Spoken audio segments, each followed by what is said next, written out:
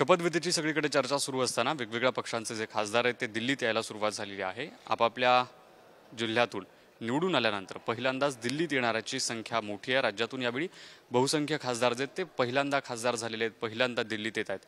आपल्यासोबत हिंगोलीचे खासदार आहेत। पहिली निवडणूक, पहिल्यांदा खासदारकी, पहिल्यांदा दिल्लीत, पहिली प्रतिक्रिया काय? आज आता मुंबईहून आम्ही पक्षप्रमुख आमचे उद्धवजी ठाकरे साहेब यांची भेट घेऊन आज आता रजिस्ट्रेशन वगैरे सर्व करण्यासाठी म्हणून दिल्लीला आलो। आपल्याकडून सगळ्याकडून आम्हाला हीच अपेक्षा आहे की मार्गदर्शन करत राहावे आणि आमच्या हिंगोली लोकसभेच्या सर्व ज्यांनी आमच्यावर विश्वास टाकला त्यांच्यासाठी काम करण्याची मुभा मिळाली, याच्याबद्दल आनंद आहे। आणि आपले सगळ्याचे मार्गदर्शन असावे।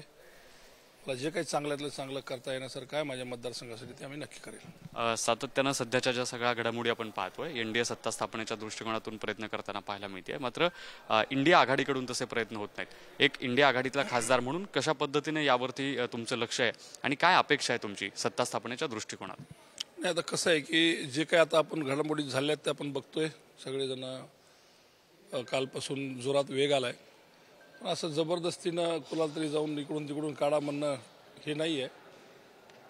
होईल, अजून बी खूप दिवस बाकी आहेत, देखते रहेंगे जो भी होता है। असं म्हणताय की येत्या काळात तुमच्या बाजूने तुम्ही गणित आखून सोडवाल आणि पुन्हा काही पुढच्या महिन्यात सत्ता स्थापनेसाठी प्रयत्न करा? ते आता नंतर बघू, आता काय असेल ते बघू। पुन्हा आताच त्याच्यावर काय कॉमेंट करणं ठीक नाही आहे, पण एवढं आहे की सगळी परिस्थिती आलबेल नाही आहे। पण अशी सगळी परिस्थिती निर्माण झालेली आहे, मग अशा वेळी प्रयत्न सुरू आहेत का इंडिया आघाडीकडून? तुम्ही त्या सगळ्या इंडिया आघाडीतल्या महत्त्वाच्या घटकांपैकी सध्या तरी आता आम्ही वेट अँड वॉचची भूमिका घेतोय।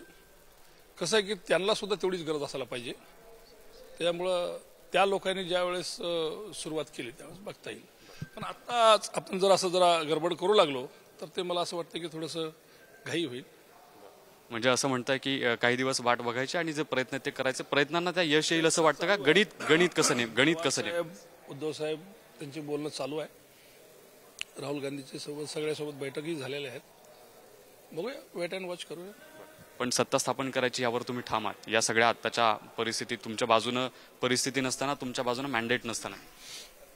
नाही, असं नाही म्हणणार मी, पण आम्हाला जे काही मॅन्डेट लोकांनी दिलाय त्याची भूमिका आम्ही चांगल्या प्रकारे निभावू।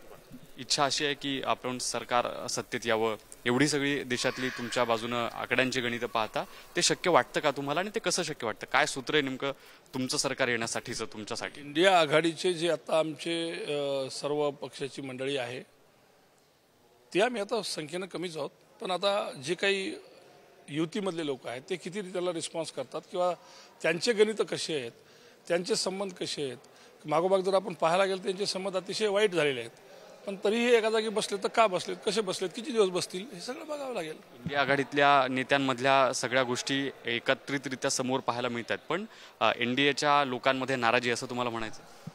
100% आहे, एनडीएच्या लोकांमध्ये नाराजी आहेच आहे, पण हुकुमशाही आहे सध्याला, चाललंय सगळ्या गोष्टी, आपण वेट अँड वॉच करूया। आपण बघतोय की हे नागेश पाटील आष्टेकर होते, ज्यांनी या सगळ्या संदर्भानं ज्या वेगवेगळ्या घडामोडी घडतात त्यावर त्यांची प्रतिक्रिया दिलेली आहे। व्हिडिओ जर्नलिस्ट प्रकाश भोळेसह मी ज्ञानेश्वर चौतमल, पुढारी न्यूज, नवी दिल्ली।